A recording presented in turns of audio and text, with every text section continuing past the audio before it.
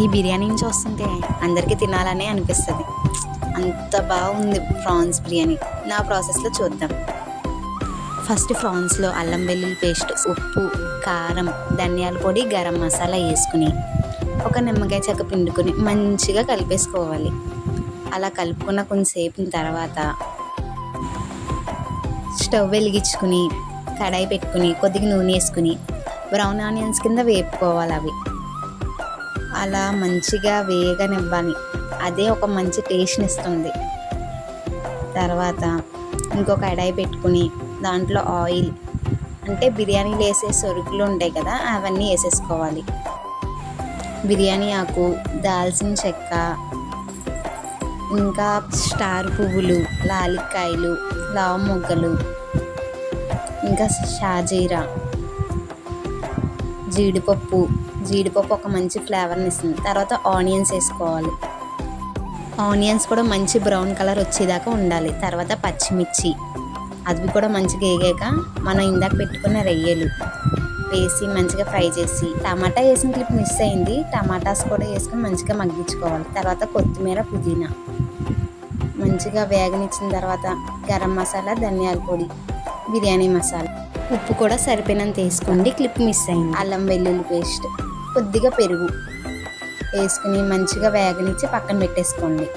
మళ్ళీ ఇంకా బిర్యానీ మసాలా తీసుకుని మరుగుతున్న నీళ్ళలో ఆ బిర్యానీ మసాలా, కొత్తిమీర, పుదీనా వేసుకుని అల్లం వెల్లుల్లి పేస్ట్, మీ టేస్ట్కి తగినంత సాల్ట్, ఒక నిమ్మ చెక్క మంచిగా పిండుకుని మంచిగా మరగనివ్వాలి.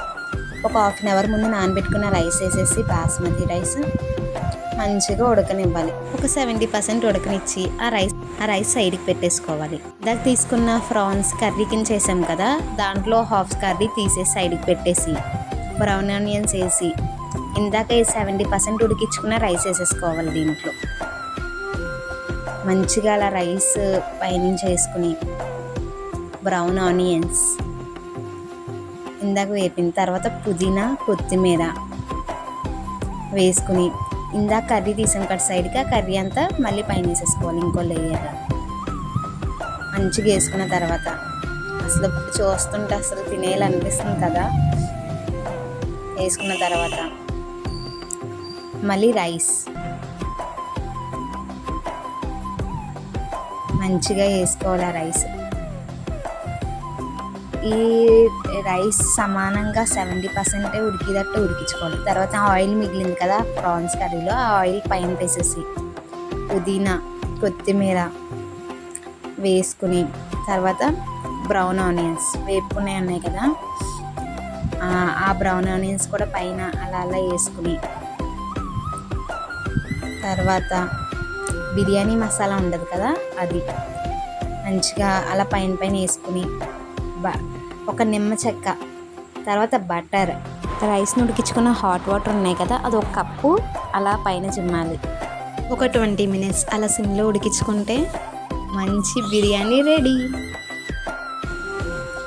మంచిగా స్లోగా రైస్ ఇరగకుండా మనం మంచిగా కలుపుకోవాలి కింద నుంచి పైకి, ఎందుకంటే మసాలా రైస్ మొత్తం కలవాలి, అప్పుడే కదా టేస్ట్ వచ్చేది. అలా మంచిగా కలిపిన తర్వాత మంచిగా ప్లేట్లో సర్వ్ చేసుకుని తింటే ఉంటుంది ఆ రొయ్యల కర్రీతో రొయ్యల బిర్యానీ. నా ఈ వీడియోలో ఏమైనా మిస్టేక్స్ ఉంటే సారీ. ఈ బిర్యానీని ఖచ్చితంగా అందరూ ట్రై చేయండి. బాయ్.